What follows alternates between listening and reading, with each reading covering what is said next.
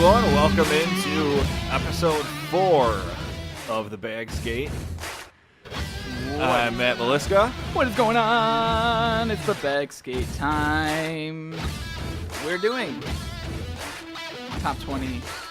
Top 20 D-Men today. And what a list that was. Dude, holy crap. Yeah. I posted pictures of it. You can see it on our Twitter. This guy has a list of I don't even know. It's just it's a list. I think I've come to realize throughout this whole process of us doing these lists that I might not be that good at making lists. No, you're fantastic. No. Well, you here's are the best at making lists because you literally he writes it all down, old-fashioned way on paper. He literally wrote down a whole line of. Just check it out on our Twitter. It's amazing. Yeah. At the Bag Skate, by the way. But like I overthink things. So like I'll make the list and I'll be like, oh, should this player be here? And then I'll spend way too much time. Yeah, no, I get that though. I mean, no doubt that is pretty annoying, and you always want the best guys on there. So no doubt about it. I agree with what you're going there. But today we are doing the top 20, so it's already 2:20. So let's yeah, we had some technical difficulties with our system here. We don't talk about those technical difficulties. All right, so here we go. We'll start at number 20. You can go first, my friend. All right. Number 20, I had your Maple Leafs boy, Morgan Rielly. Morgan Rielly. He made the top 20. Good. I did not have Morgan Rielly in my list. So tell me about my boy. Morgan Rielly, on the year, played 76 games, only 6 goals, but 46 assists. So you like to see that as a puck-moving defenseman. 52 points, and he played 20 minutes, or averaged 21 minutes and 36 seconds for time on ice. Yeah, so Morgan Rielly's definitely he stepped up, comparatively speaking, to last season where he was put more of a 2 seasons ago, I should say. Last season that he had the 52 points, as you said. Season before that, he kind of struggled at times because he was put in less offensive situations versus power. He wasn't getting a lot of power play time. Wasn't getting a lot of 4-on-4 time. He was mostly just getting just defensive starts and a lot of penalty kill time. This year he played a buttload of time on ice, and he was really came through for us this year. He really shown he can be a top 2 defenseman versus just a really good top 4. Yeah. But I will go with my 20. My 20th pick overall was Ryan Ellis, who just signed an extension a couple weeks ago, which is a very underrated signing. Ryan Ellis, he of 44 games played, 9 goals, 23 assists, 32 points. He did miss the majority of last season with an injury.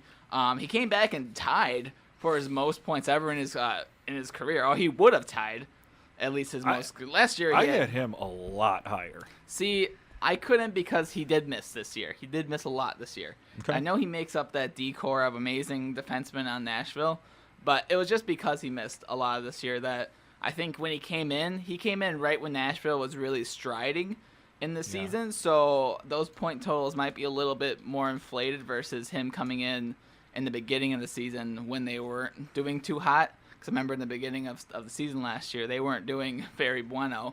And I think that would have affected his totals. But, he finished. That's a good point. He did have 30. Like I said, he came in right when they were running. So he kind of just floated right back in. And I'm not saying that he didn't play well. He just got points. But, 44 games played, 32 points is very good for a defenseman. And I'm just speaking, literally last season or 2 seasons ago, he only had 38 points. So, now he had 32. It's kind of like... I had him way, way higher based on the fact that he only... Like you said, he only played 44 games. I kind of just tried to project that out in my head, what his point totals would be. No doubt. He would have had 50-something. Probably even more than that. Yeah, but I don't know. That's just what I thought for him. Who'd you have for 19? See, this was a person who, when I was going over the list, a person. I kind of a living human being. Nice. Who I kind of forgot. Okay. was on this list, but so I had Chris Letang at 19. I don't even have him on my list. I knew he was there. I just don't like Chris Letang. He is such a liability on the ice now. He's hurt constantly. He had a stroke. Yep. Oh yeah, I forgot by about the that. way. Yeah. Not saying that people against strokes, whatever. You get what I'm saying. He's been riddled with injuries these last couple years, and I don't know. He just wasn't that good in my opinion. These last two, even in the postseason 2 years ago, when he did come back, he wasn't good. And then this season again wasn't that good. I don't know. He's just not a top pairing defenseman, and they keep using him as a top pairing defenseman because you're paying him like a top pairing defenseman. The guy, how old is he? 31. He's 31 years old. I think he's over 30 for sure. He had 25 minutes and 20 seconds time on ice. Yeah. I don't know. I just don't see it anymore in Chris Letang. That's just my opinion on Chris Letang. I really don't. I'm not a big fan. Okay, fair enough. All right. You ready for some knowledge? Yeah, hit me. All right. So 19 for me. I have Torrey Krug, 76 games played, 14 goals, 45 assists, 59 points, which is a career high. He led Boston in He led Boston in D scoring. He was ninth in defenseman in scoring, fourth on the Bruins in scoring. He led Boston defensemen in scoring since the 2013-14 season, so he's been the top scoring defenseman every season. And this is the most points by a Boston Bruins defenseman since Ray Bourque's 82-point season in the 1995-96 season. Yeah, Krug, look, he's a great young player in this league. I had him higher on my list. Yeah, there's some players on this list for me. Yeah, Torrey Krug's definitely. I looked at that stat because I was like, I don't remember anybody who's had that many points offensively as a defenseman for them, and I was like, it couldn't have been since Ray Bourque. I was like, that's nuts of it. 20 years ago, Ray Bourque. Wow, that's shocking, especially with Chara being there. Well, Chara's never been in Chara's highest point total was like 52 points for them. Yeah, 51, 52 points. But just thinking about that, I was like, wow, okay, cool. Anyway, yep. That's my 19th pick. We went through yours. Did you have Chara on your list? I didn't. I did not have Chara. I didn't either. I really didn't have a lot of the old guard on this list at all. They're kind of starting to fall off. Huh? They have. Shea Weber's gone. Chara's gone. Keith is not on my list. Nope. Suter's still there. But anyway, you already said your 19th, right? So, yep. 18. Who'd you have for 18? I had Kevin Shattenkirk. The Shat man. only played 46 games last year, but put up 23 points. So that's something. Well, I mean, I'm just trying to project this out throughout the full season. Okay. He's still a very effective player. Averaged 20 minutes and 16 seconds on time on ice, so not a huge workload. I could have him on my list. Still an effective. Why? Not enough games played? I know. He's a good defenseman when healthy, but he's not a good defenseman.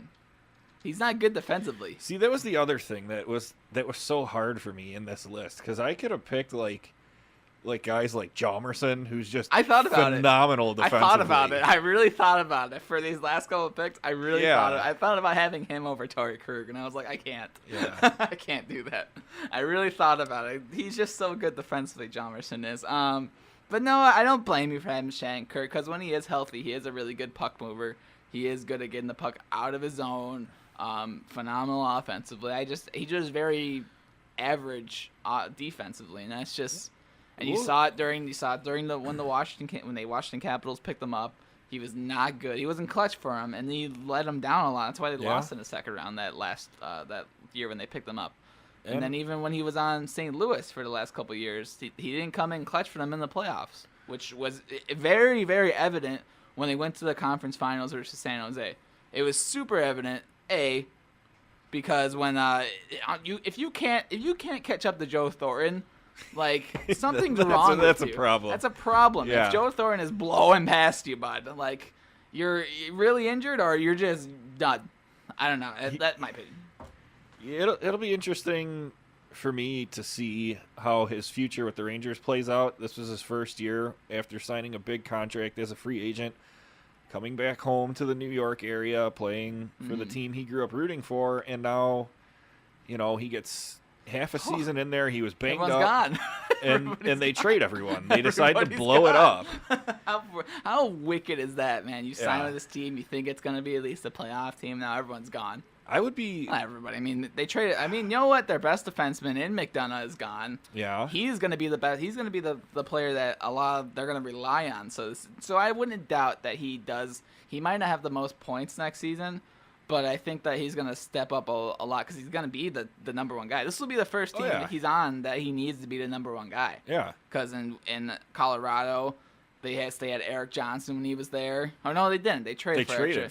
No, he wasn't really. He was too young back then to really be a number one dude. And then he came over to St. Louis, and it was always you had Bo Meester, you had Petrangelo, Leopold was there at the time. Jordan Leopold. Wow. Yeah, you had a That's lot. a name. Exactly. You had a lot of players there that were always good defensive players with him. So for him, maybe next season, you know what? He's gonna be the guy because it's gonna be him and Ski or Shea, Ski.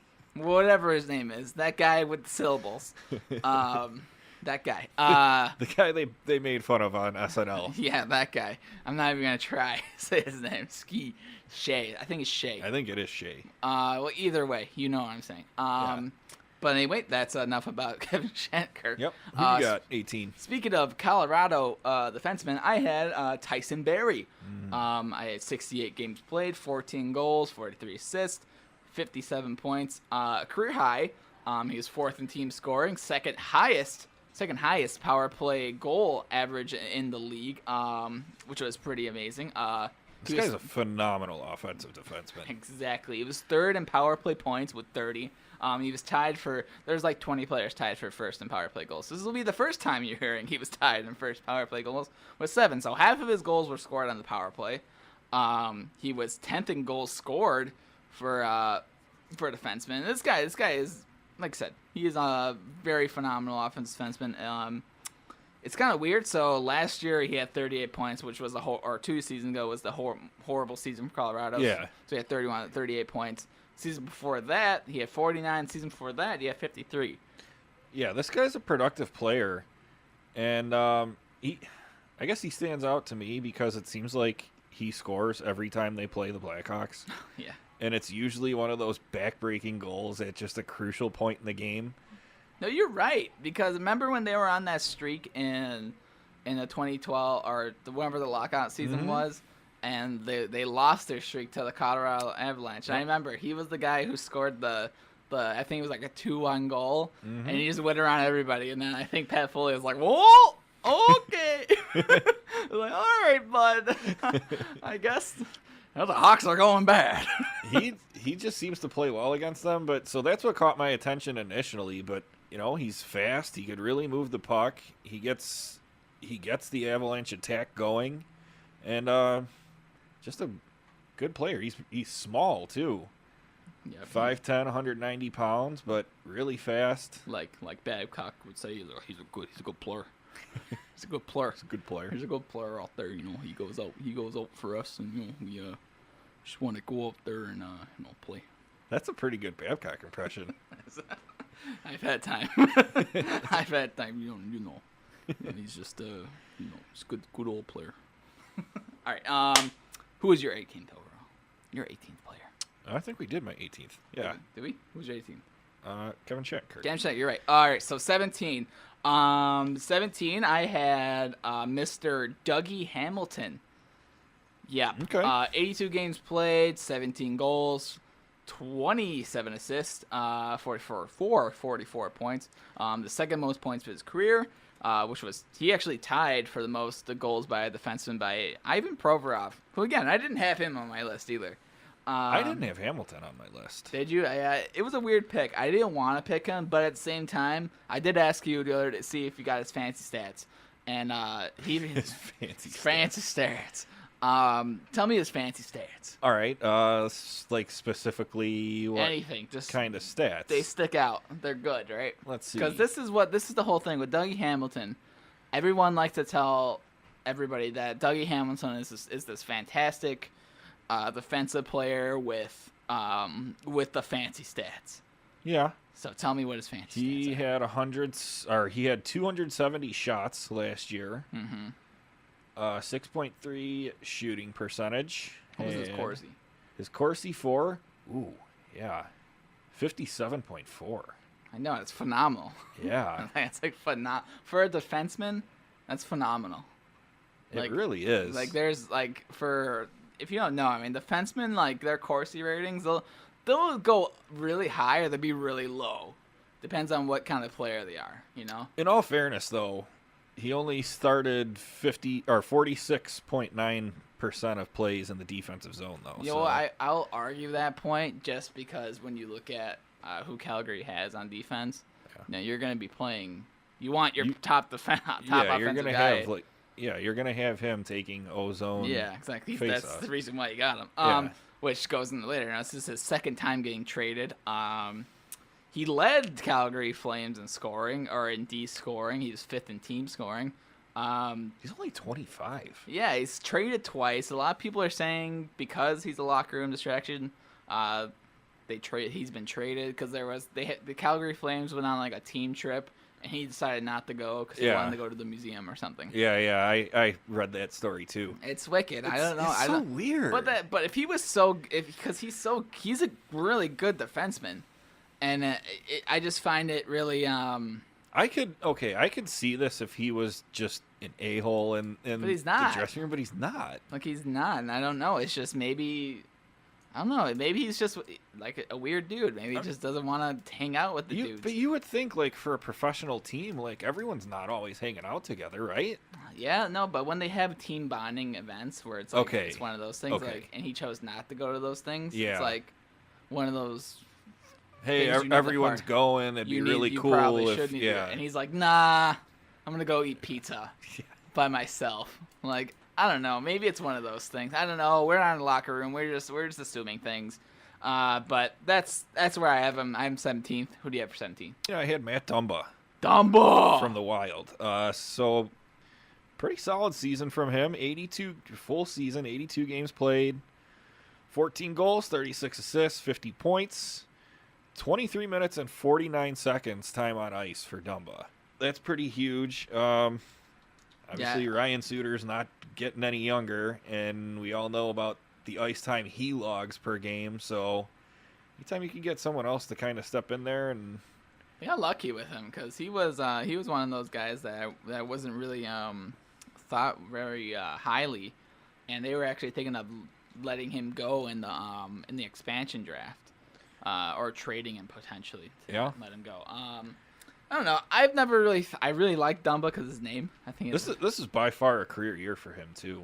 Yeah, I mean they have a weird group in Minnesota with Brodin and Suter, where Brodin like really brings things down, but he like scores points. But they still but they're paying him a long contract, so it's not really talked about, you know.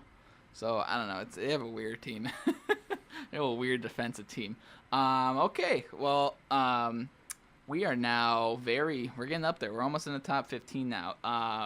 So for number 15, we're at 16. 16, I'm sorry. 16, I have the Ghost, Shane Gostisbehere. I have him really, really low on this list. And I really thought about having him higher, but at the same time, I couldn't. Again, he's one of those defensemen where I think he's really good offensively, and then you watch him in the playoffs, and it's like, dude, do you even know what defense is?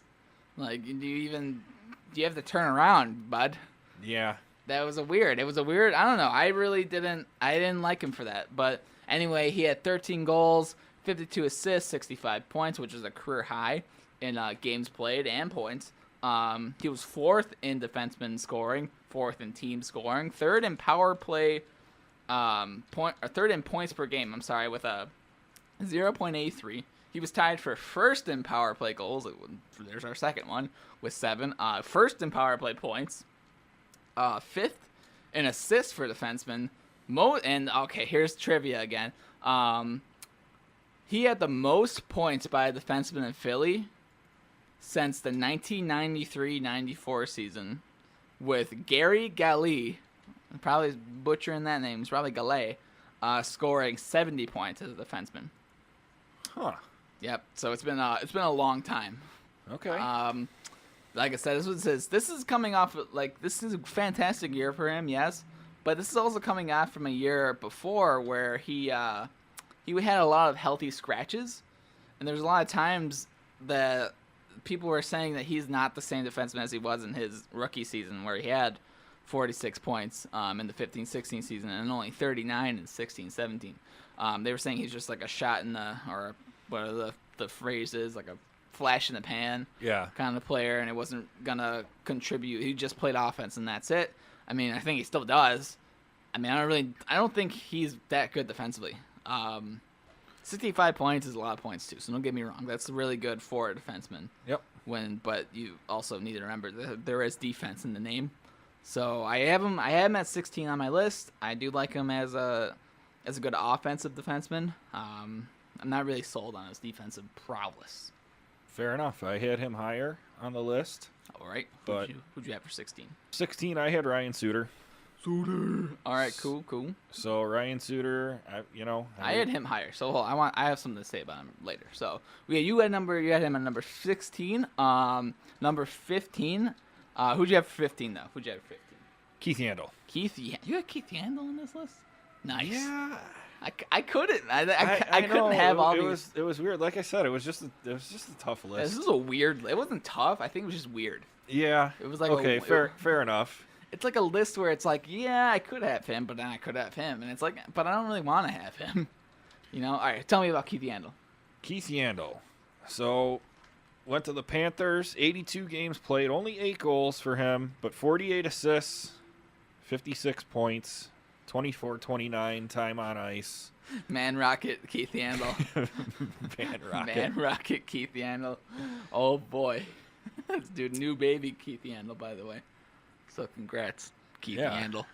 I'm sure. Thanks for listening too, Keith. Thanks, Keith. You're the boy. I like Keith Yandel. He had a bad Corsi. I don't know. 48.7. He's not a good defenseman. Again, he's not a good defenseman. Yeah. He's not. That was his knock in for the Coyotes. You remember that 2012 run? He was pretty much being held by Oliver Ekman-Larsson. Yeah. And that was one of the breakout years for Mr. and Larson there.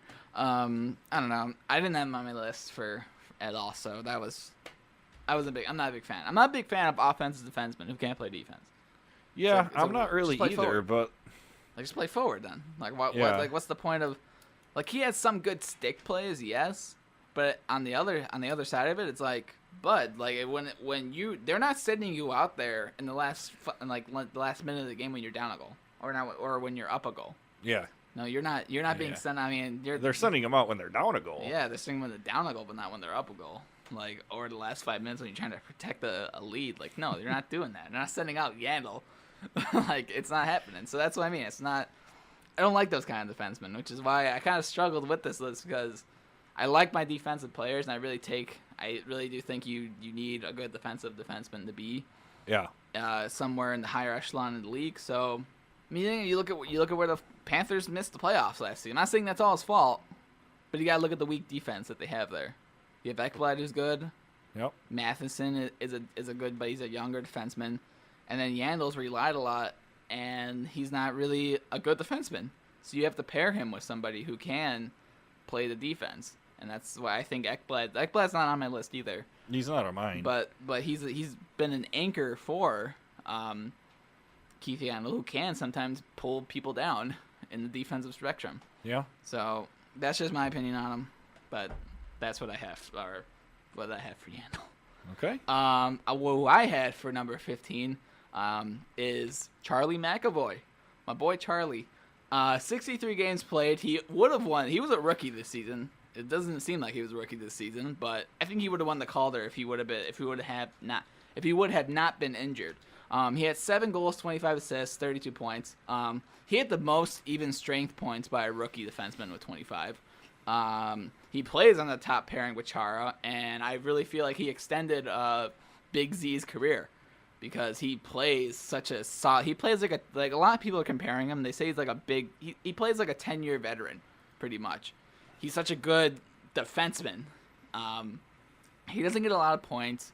I wanna say he plays kind of like, I don't know how to explain it. He just plays a really solid game. He doesn't really get a lot of points, but 32 points and 25 even strength points shows that he can score you points in the even strength era or even strength area. And I don't know, it's kind of hard to tell you because he doesn't have a lot of points, doesn't have a lot of fancy stats, but it's just he's solid in his offensive zone, solid in his defensive zone. He's one of the top young defensemen on the Bruins, along with Carlo and whoever else they have coming up from the draft. I don't know. I just really like Charlie McAvoy, and I feel like he's going to be an even bigger star these next couple of years with the Boston Bruins. Yeah, fair enough. He's a great young player in this league, so he's a good player. Good player. He's a good little player. All right, we're at number 14. Who'd you have at number 14? Alex Pietrangelo. Pietrangelo. Okay, I had him a little bit further, so we'll save that. Fair enough. For number 14, I had Pickles. Yeah, Mark. See, he's another one that I was like, do I put him in this list? I know. Or not? I could not have him not in my list. And I really like it. I couldn't. I really like him too. I couldn't. I could not have him not in my list. Especially that name. Yeah, true. Mark Edward Vlasic. I couldn't have him. He had 81 games played, 11 goals, 21 assists, 32 points. I think he's the best defenseman in the league. He scores at a pretty good clip. He averages around 30, like 25 to 30 points every season. Which is phenomenal for what he does defensively. I know, exactly. He can get the puck up and he can defend it. One of the best. Like I said, he gets shadowed a lot by Burns, but at the same time, he was on Team Canada too. He's a really good defenseman. I don't know. You have to watch him to understand the stick work this guy does, because he's not an overly like hitting defenseman. When he was actually drafted, a lot of them compared his defensive play to that of Lindstrom, and he is played just like Lindstrom, to be honest with you, with how he plays defensively. He's not as skilled offensively as obviously Lindstrom was, but realistically, if you watch him, it's magic. You'll have the puck and then you won't. Yeah. And his body position, how he forces players onto the boards, and really he forces people to do things that they wouldn't regularly do. And that's when he goes and steals the puck and throws it over to Burns, who scores a goal. Yeah. So it's a good thing they have going there. I was looking at more stats. He has the 4th best plus minus since the 2005-06 season. Really? Yep, he is the 4th best. I forgot to write that. What the plus minus was, but I think it was like 300 and something. So he has a crazy plus minus career number. But he's that just shows how many goals he's on the ice for, and how less he is. He only had 1 minus season, which was his second season when they drafted Couture like 8th overall, and they had that weird season where it was like everyone sucked. So, but yeah, that's who I had. I mean, you want to know his points for the last couple of years? He had 28 in the 16-17 season, 39 in the 15-16, and 23 in the 14-15 season. So, like I said, he's gonna get you at least 25 to 30 points.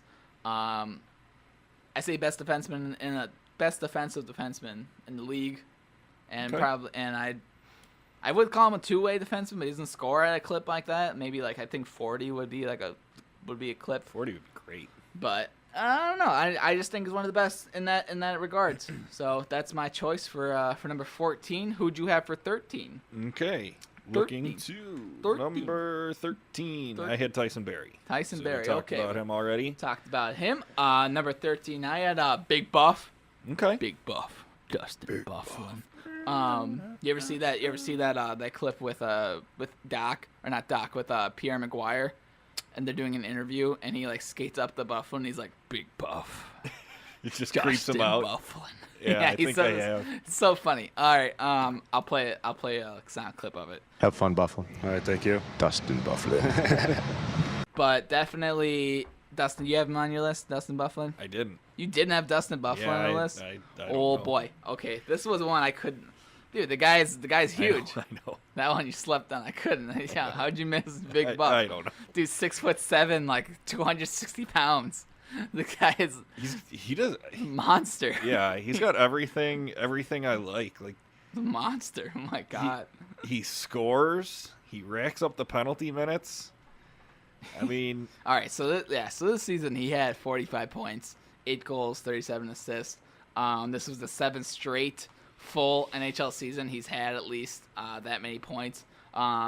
His plus 15 was a career high. He had 22 power play points, which ranked 3rd on the Jets, because Blake Wheeler was like 1st in power play points in the entire league, by the way. Not a big deal. not a big deal. He's 33 years old. He had 147 hits, topping 100 for the 7th straight NHL season.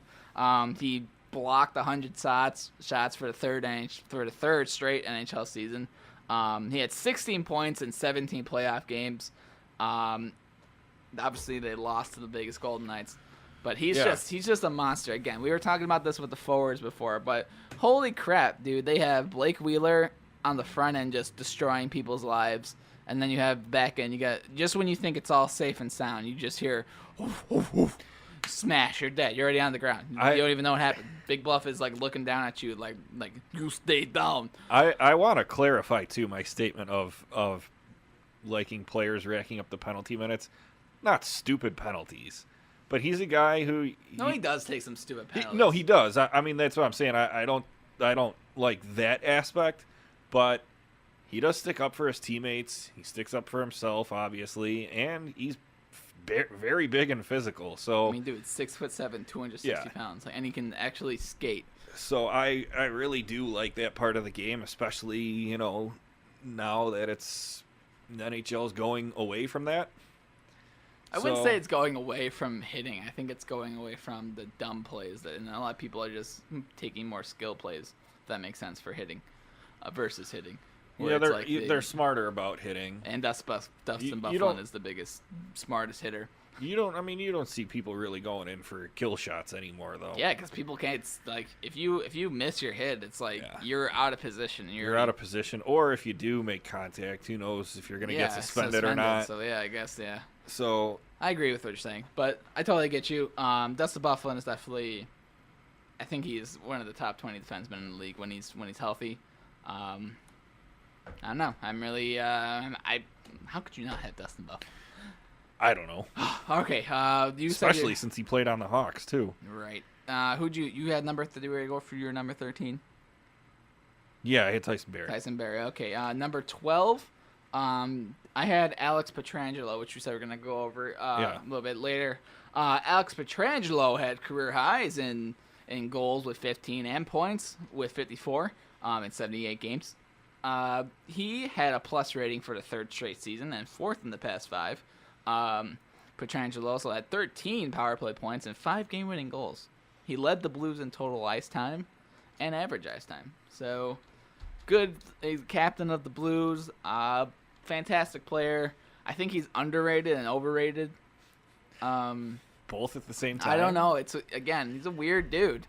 Because it's like, he had 54 points this season, yes.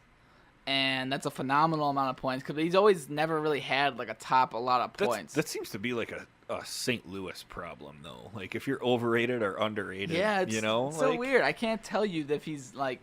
Because he's a really good... Don't get me wrong. He is one of the best defensemen in the league. And I would love to have Pietrangelo on my team.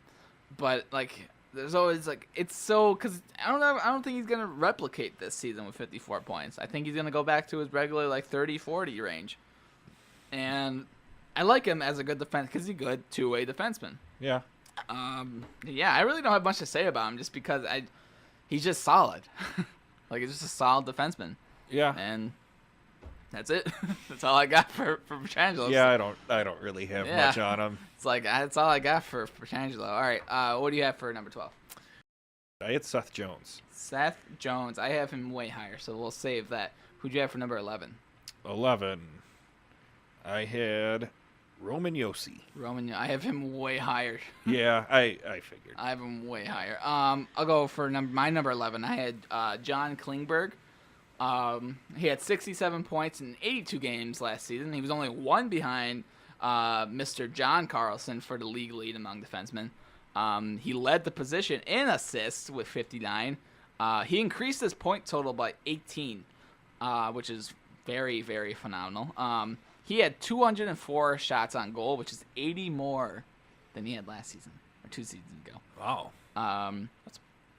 So he's been... That's being way more involved in the play. Oh, yeah. He actually played 24 minutes and 4 seconds per ice time, which is like an increase for each season that he's played. He's had an increase of each season with ice time. He actually... I wasn't going to have him on this high on the list because for the last couple seasons, he's been very, how would you say, just an offensive defenseman. Yeah. And it's just been kind of like, that's just what he is. That's just how you have him, and that's how you're just going to keep him. This season really changed my mind because he was the top defenseman. He was the only defenseman, really, who did anything on Dallas. Actually, I have a Dallas jersey on right now. I like Klingberg. I really do. I do too. I had him at number 7. Do you? Okay, it makes sense because he's a solid defenseman, and I can't tell you enough about how he can get the puck up very quickly. He can make those short shift moves. He's become very good defensively. It's kind of hard to believe. I think he's like 26 or 27 now. I thought he was way younger, but it feels like he's been in the league forever now. He's just been a really good defenseman. Again, he's 26. And he has a phenomenal contract, by the way, too. He's a $4.5 million contract for the next, 6 years. I know, when they signed it, I was like, you don't know what you're going to get. And then, now you do. And it's a steal now. It's like, wow. If only they can surround him with, 2 other defensemen, they'll be good. Hopefully Heiskanen comes in and that changes everything. But, yeah. Here's a fun fact for you. Do it. Hit me with it. He has a 100% career face-off percentage. Does he? He took 1 face-off in 2016, 2017. Oh, boy. Could you imagine? He comes up to the face-off dot, stares that guy in the face. He's like, you're going down. His Jim Benning comes out. You're going down. And then wins it and then runs. Runs back to get it. All right. Well, that's who I had for number 11. Who you already said you're number 11. Who'd you have for number 10? Number 10, I had Torrey Krug. Torrey Krug. All right, talked about him earlier. My number 10, I had Zach Werenski. Yeah. See, Werenski's a very good player. Oh, boy. Have you ever seen Zach Werenski and Seth Jones play? Yes. Oh, my Lord. It's nasty. Oh, my Lord. Yeah. Okay, so Werenski had 77 games played, 16 goals, 21 assists, 37 points. Not a lot of points. It's his second season. He forms one of the best defensive pairings with Seth Jones, who we're going to mention later in this top 20 list. I don't know. He's just a stud. He is just straight up stud man, stud muffin. He's a stud muffin, for real. I don't even know how to tell you that this guy, he's going to be top 5, I bet you, in the next couple of years. I can't. He's going to break out. At some point, he's only 21. I know. When he breaks out offensively, it's just going to be nuts. He's going to be like Doughty. He literally plays like Doughty. Yeah. He doesn't have the greatest offensive skills like Doughty does right now. I mean, he does, but he scored 16 goals. What am I talking about? He scored 16 goals. That's a lot of goals. Mm-hmm. For a defense, he almost scored 20. He could score 20. Is that... Did he lead defenseman in goals? No, he was... Provorov did. Yeah. With 17. Dougie had 17 too. Dougie, yeah, big old Dougie. Werenski, man, you just have to watch him to understand how delicious he is on defense. He's a delicious defenseman. Let me tell you. Just watch him. Him and Seth Jones, phenomenal players. Who'd you have for number 10? Torrey Krug. Torrey Krug, said Torrey Krug. All right, yep. We're in the top 10, so number 9. Who'd you have for number 9? Number 9. Number 9 is a guy we talked about already, I think. Shane Gostisbehere. We did talk about him already. My number 9 is somebody that we're going to talk about right now. Ryan Suter. 78 games played. He broke himself in the last couple games and really, excuse my language, he screwed the Minnesota Wild by breaking himself. And I'm not saying they would have beat the Minnesota, or would have beat the Winnipeg Jets in that first round series, but it definitely wouldn't have been that big of a bug squashing if he was in there. Ryan Suter, he had 51 points. This is the second time in 3 seasons he's had at least 50. He didn't reach 50 points in his first 10 seasons. Really? Yep, with the Nashville Predators. He had 45 points like once or twice. Yeah, you're right. He was 4th in team scoring. His highest was 46 and 11-12. Points. Yeah, that's what I thought. Yeah, that was the last season he was with them, right? Last season he was with the Predators. He's just a stud defenseman. He is so good. I just want to say, he is one of those defensemen where you're watching him play, and he's one of those guys that makes everything so much easier for everybody on the ice. He is one of the top defensemen in the league because of that, because not only does he provide offense, but he provides calmness in his own zone. Because when it's going down, everyone's all over the place. He's still just standing there calm. He goes in the corner, grabs the puck, settles it down, waits for the play to happen, and then throws it up the ice for the forwards on Minnesota. Yeah. And he's one of those players that can settle a whole team down and help you score. He may not score the game-winning goal, but it'll be one of those players that help calm down the situation in which one of those things could have happened. Yeah, you're right, because for the ridiculous time on ice he gets, especially in the playoffs, you never see him lose his cool. Exactly. So he's a leader for this team, and he's probably one of my favorite players. Yeah, I love Suter. Suter's fantastic. And it's so weird doing these lists, because it's like, I know there's a lot of people who just kind of don't watch like the NHL as closely as like me or you would watch it. Yeah. And when you watch these players, you can really appreciate.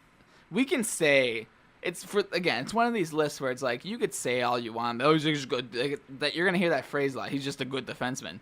Like, you have to watch these guys understand like how well and how, because they control they move the puck up. Mm-hmm. Like, someone's flying in the zone. Like, you'll see these highlight reel goals. It's hard to stop those forwards, and he's one of those guys who can stop Connor McDavid going 120 miles per hour fast at him. He just stops him dead in his tracks. Just an absolute Iron Man. He's a monster. He's an absolute monster. Yeah, like I said, he's been first or second in the NHL in time on ice for the last 6 seasons. Phenomenal player. Top 10 for me for sure. I could not have him in my top 10. He only had 14 takeaways, though, according to Hockey Reference. See, I can't go off of those lists anymore. It's like the takeaway, like, there's no way the dude who only plays had 14 takeaways and he plays the most ice time in the whole league. Like, that's just what he just stare at people. Like, that just makes him lose it. Like, it just doesn't make that stat just doesn't make sense to me. Maybe it is true. Maybe it is, but for me, I can't go off that stat. You know what I mean? That's why I said it. That's very shocking to me. Yeah, I can't do it. Who'd you have for number 9? Gostisbehere. Gostisbehere, right. Okay, who'd you have for number 8? All right. Klingberg, 8. Okay, number 8. All right, I had number 8. I had John Carlson. Okay. Number 8, 68 points. Led the NHL defenseman last season in points. His 53 assists were tied for third. His 32 power play points were one behind Shane Gostisbehere for first. Carlson had 146 block shots. He was second on the Capitals behind, guess, who is on the Capitals who blocks a lot of shots? Brooks Orpik. Brooks Orpik, you are correct. Ding, ding, ding.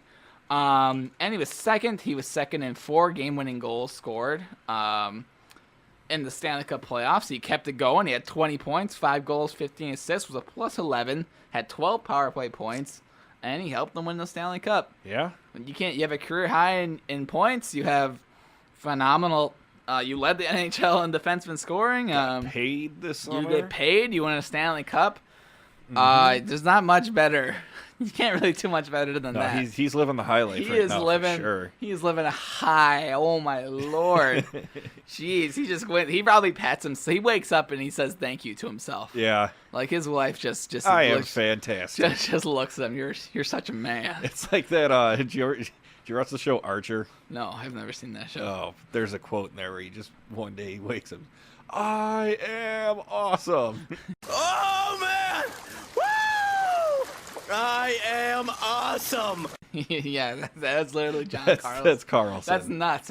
You can't top that. No. There's no topping that. You already know. They want to stand the cup. He's an awesome player. So that's who I got for number 8. Number 7. Who'd you have for number 7? Well, see, I decided last minute that I was going to switch Carlson and Klingberg, so they were 7 and 8 for me. Okay. I understand you. Number 7, I had the NHL 19 North American cover athlete, PK Subban. 82 games played, 16 goals, 43 assists, 59 points, which was a career high. He was 7th in power play scoring with 25 points, 3rd in team scoring. He has scored at least 10 goals in the last 5 seasons, or 5 of the last 6 seasons, and has topped 50 points in the past 5. Subban won the Norris Trophy a couple years ago with the Montreal Canadiens, and he's finished 3rd. He finished 3rd in for voting this last season, and this is the 3rd time in 6 seasons he's been a finalist for the Norris Trophy. Yeah, so, makes sense. It's a pretty good defenseman. He's would you say he's the most polarizing player in the league? Yeah, I was gonna try and say something like that. I couldn't think of the word. Yeah, when he scores a goal, it's awesome. Yeah, I love watching him. He'll score a goal and he'll go into the middle of the ice and just be like, yeah. Like, it's one of those things where it's like, if he's playing against your team, you hate him at that moment. Hold on. Now you're saying that. He played, so it was Leafs versus Nashville towards the end of the season last year. And this dude dove like 40 times. He dove so many times. It was a game that the Leafs outshot the Predators like 48-5. And they ended up going to overtime. And this guy, Subban, he gets a penalty for embellishment. And I was so happy. But as soon as he got a penalty for embellishment, like Polak just slams him. Yeah. Like slams him. Penalty for us, and we ended up getting scored. We ended up losing that game in a shootout. That's the classic and it was Roman just, Polak right there. It was just it was brutal, man. It was a brutal. I was so mad. I have never been so mad. I literally went on Twitter. Wait. Night. Did you say this happened in overtime? Yeah. Why was Roman Polak out there in overtime? Dude, don't ask me. Babcock, man. All right. I love Babcock, but I hate Babcock. That's why we got rid of Pollock, so we can't play him anymore. Oh, jeez. I don't want to think of flashbacks. Vietnam flashbacks. Yeah, it's just brutal. Brutal. This guy is so... Anyway, let's get back to PK. Yeah. PK is very... We're getting off track here. Yeah, PK is a very awesome defenseman. I really do like him. I think he's one of my favorite players on and off the ice. Just because of the personality he has, the organizations that he runs with the children's hospitals, with the cancer research stuff that he does with children's cancer. He's very good in the pediatric like research development. He does a lot for the African Canadian community. He's just very active, and I appreciate a lot of things he does, because he does bring a lot of like very good like energy to the league that I think needs to be out there. Yeah. Because he's huge in the everyone can play program. He's an awesome dude. If you ever get time to look up the things PK Subban does, like you'll just love him as a human being. I mean, he gave $10 million to the Montreal hospital. Like he gave $10 million.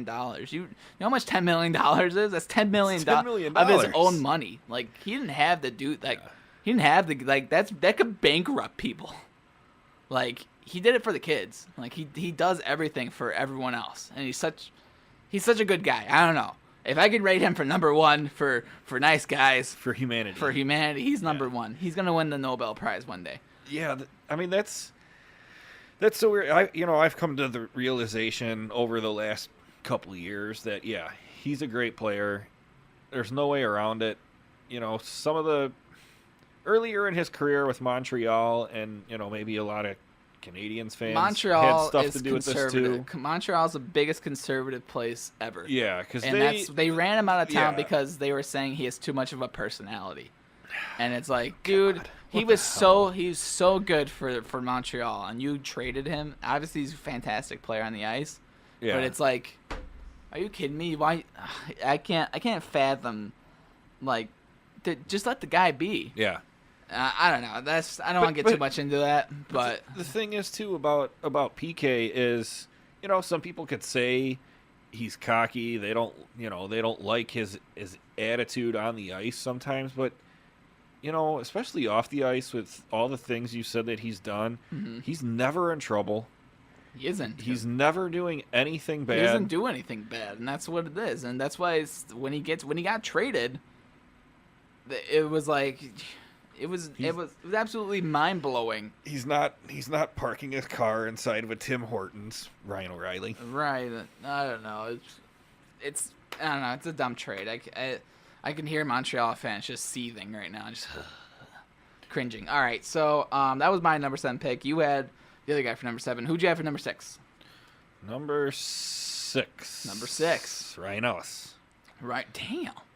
Yeah. You had them all. It's just because what we discussed earlier. I just tried to project in my head his point totals this year, Okay. and he was easily top 5 point totals. Yeah, no doubt about that. If he would have played the full season. Yeah, 44 games played. Not really.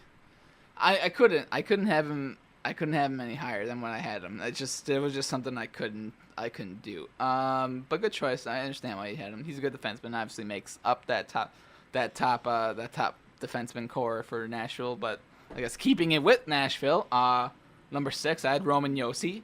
Okay. 75 games played, 53 points, 14 goals, 39 assists. Second among Predators scoring behind. You know what? Number 6 and number 7, when I had Subban and Josi, you can really interchange these two. 'Cause, I mean, like, they're both phenomenal defensemen. He scored double digits in goals each of the last 5 seasons as well, like Subban. And he's had at least 15 power play points the past 4. He was tied for, again, he was tied for first in power play goals with 7. He led the Predators in shots on goal with 253, which is actually really, when you think about that, that's hard to do when you're a defenseman.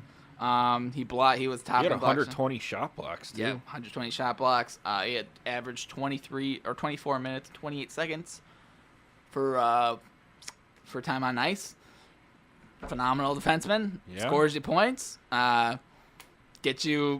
He makes that top pairing. I think, honestly, Subban and Josi as a pairing, would you say it's the top pairing in the NHL? Yes. There you go. Hands down. There you go. You get from the big blonde bear yourself. So I don't even really need to defend Roman Josi because he is the best contract in the NHL, by the way, which runs out. He's going to get paid. He's going to get a bucket load of money. I think he's worth $9 million. Yeah. I think he's worth $9 million. Easily. All right, that's all I have for Roman Josi because I can't. Oh, he's gonna get paid like a. I think he's gonna get top 5 D. He is top 5 D. Yeah. I mean, he formed one of the top pairing defensemen. I think that's gonna be a weird contract dispute because he's gonna be an unrestricted free agent. So you never know. Watch out. Your team may be getting Roman Josi. Number 5. Who'd you have for number 5? Top 5. I had PK. PK. All right, understandable. I had Seth Jones. 78 games played, 16 goals, 41 assists, 57 points, a career high. Again, he was tied with the 7 power play goals. He had 24 power play points. He had 4 game-winning goals. Shots on goal, 249. He was second in team scoring behind Artemi Panarin, who had 82 points. Artemi.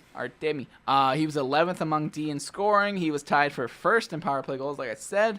8th in power play points. Led the Blue Jackets in average ice time. And was 3rd in block shots with 124. Seth Jones has become, I don't know. They traded Johansson. Or they traded for Johansson for Seth Jones. Mm-hmm. God, can you imagine Seth Jones and that? I know. I think realistically, I understand the trade, right? Yeah. You want to get a top center, and they're overpaying for Johansson right now, hardcore. You're paying the guy $8 million to get you 54 points. It's ridiculous. It is honest. I think I was the dumb trade on. I understand why. Yeah. But then you get Turris a season later, and it's like he is a second-line center who can't get the same amount of points as Johansson. Right. And he's just as good defensively as Johansson. And it just doesn't really make sense to me, you know? I see what you're saying. And, I mean, if you have Seth Jones who's getting you 57 points, you have Roman Josi who's getting you 57 points, PK Subban's getting you 59 points. You know what I mean? It's like, why would you and then pay. You have Seth Jones on one of the best contracts in the league, $5.4 million. You have him on that kind of contract. You know, it just don't make sense. It just doesn't make sense. And he plays defense, by the way. Mm-hmm. The guy plays defense and gets you 57 points. Johansson doesn't even play defense and gets you 54, and you're paying him $3 million more. Yeah, that's true. I'll make this fight every single day that is probably going to look like one of the dumbest trades in like 2 years. Like 2 years. You think so? I think it is. I think right now it looks dumb. Johansson's not even Johansson old, had 54 points. He's not old, though. He had 54 points. You're paying him $8 million. Jones has like 4 more years at 5.4. Who's better, Johansson or Seth Jones? Oh, Seth Jones, but, Exactly. When you have that D depth, though, and you're the Preds, maybe at that point in time you have to make that trade. Dude, you trade Ryan Ellis. Who would you rather have, Ryan Ellis or Seth Jones? Yeah, I don't know. That's tough. Ryan Ellis or Jeff Jones right now? Keep in mind, Seth Jones had at the time 44 points and was already. I did have Ryan Ellis ranked higher than Seth Jones. I know you did, but I can't. He's way younger than, I don't know. Yeah. And we're going way off topic, yep, but yep, you get what I'm saying. That's fair enough. Yeah, he's only 23. Exactly. My point exactly. Done. Who'd you have for number 5? You had PK Subban. Yep. Who'd you have for number 4? Or you went for number 5. Who's number 5? No, 5 I had PK. Okay, who's number 4? Number 4 I had Drew Doughty. Drew Doughty, number 4. I have him at number 3. Mm-hmm. Who'd you have for number 3? I had Victor Hedman. Victor Hedman. All right, so I have him switched. So I'll talk about Hedman, and you got Doughty. Okay. Victor Hedman. Victor. Hey, Victor. All right. That's a movie reference. If you can name it, put it in the comment. Victor Hedman. He won the Norris Trophy last season. It was the first time he was voted the best defenseman in the NHL. He scored 17 goals, tied for the most with Provorov and Dougie Hamilton. He had 63 points, which ranks 5th overall. He had the 5th most power play points with 26. He had a plus 32 rating, which was a NHL career high and second among defensemen. Can you name number 1 with the highest plus minus? Who had the highest plus minus? Yep. It's in the Pacific Division. Brent Burns? No, Brent Burns had the worst. Yeah, all right, I can see that. Negative like Fair 32. Enough. Fair enough. It's Josh Manson of the Anaheim Ducks who had a plus 34. Yeah, I know, right? Victor Hedman. Josh Manson's a local kid. Oh yeah, he is. Victor Hedman. He averaged 25 minutes and 51 seconds of ice time, which was 5th in the NHL, and he had a career high 216 points on goal, and he won the Norris Trophy. It's a pretty good year, eh? That's a solid season. He's a pretty good player. Pretty good. Pretty good player. Didn't win the Norris, but he's gonna get out there and he's gonna go out there and play some hockey. Good guy. All right, Victor Hedman though definitely he's been one of the top defensemen these last couple of years. He's really came through since I'd say the 2014-15 season when they went to the Stanley Cup final. I think he's really shown that he can be a top defenseman and really stands out now along with the top names like who would you say, like Stamkos, Kucherov. Yeah. He stands out there now. He's one of the top players. I thought he stood out on that Lightning roster for a while now, to be honest. I couldn't after the Stanley Cup Finals when he kind of came out for me because those seasons before that were very average. Because he only had like 44 points, maybe. Yeah, like 40. But I think it was that Stanley Cup final where he broke out. He kept realizing, hey, you know what? This guy's pretty good. Yeah, and he's like 6'7". Yep. He's a big man. All right, so number 3, we're at the top 3. You had Drew Doughty. Or you had Drew Doughty at 4? But I had Doughty at 4. So, I mean, same thing. So same thing. We switched Hedman and Doughty, like you said. All right, take it. Doughty played a full season, so 82 games, 10 goals, 50 assists. So a whopping 60 points for a defenseman. Plus 23. And great. I mean, he's been one of the best defensemen in the league since he's been in the league. And that huge season greatly contributed to the Kings' turnaround. He only had 44 points last year. Mm-hmm. So that's a huge... And this is actually his biggest point total it's career high. in a season. So that's a career high for him.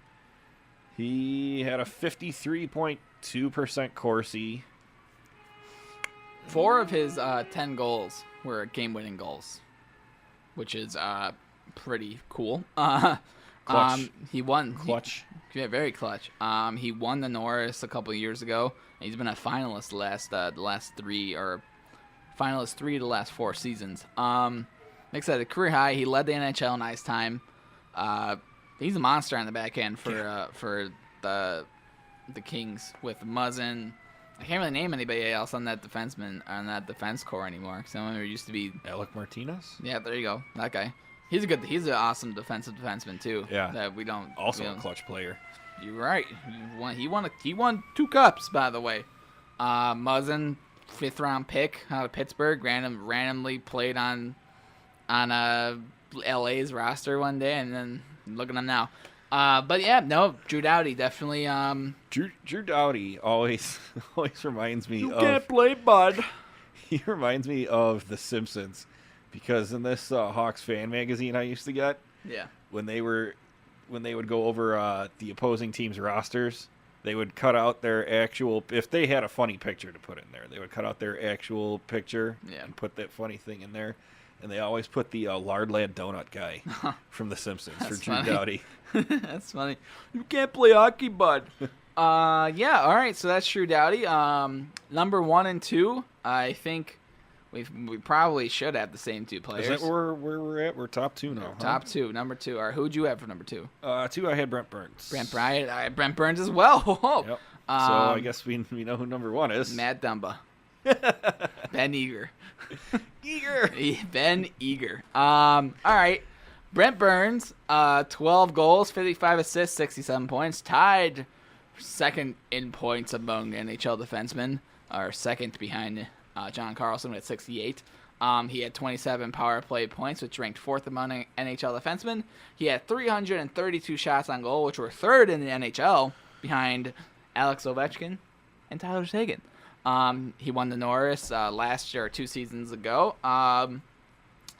He also led the NHL defenseman in goals and hasn't missed a game in the past 4 seasons.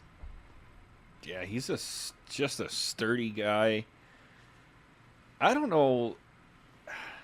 There's lost. no one really I can compare Brent Burns to. He's a hybrid. See, I would say like maybe Bufflin's the only guy, but Yeah. Burns doesn't even hit anybody. Like Burns doesn't hit. Yes, He that's plays. And I shouldn't say he doesn't hit anybody because he does hit people. He just doesn't play that aggressive of a game. He's just a really skilled player. He plays forward, plays defense. Is a better player than Johansson. Plays. I don't know. I don't know. I'm not gonna go back there. Brent Burns, man. Brent Burns is. I don't know. I think I should have had Drew Doughty better than Brent Burns. If I really think about it. For this season. But I like Brent Burns a lot for what he brings to the table, and I don't know. He's one of those really, really solid defensemen. Again, He's just so much fun to watch. he's not. You know what? This season was really bad for him defensively. He really struggled a lot at times because he was playing with a different D partner other than Vlasic. Yeah. And I think he had a really bad plus minus. Minus 16. Yeah, so he wasn't really that good defensively, but Which was a career low for him. Yeah, but you gotta give him props though. He did put up the points. They made it to the second round this season, and yeah, Brent Burns. Brent Burns. All right. Sick beard. All right, who'd you have for number 1?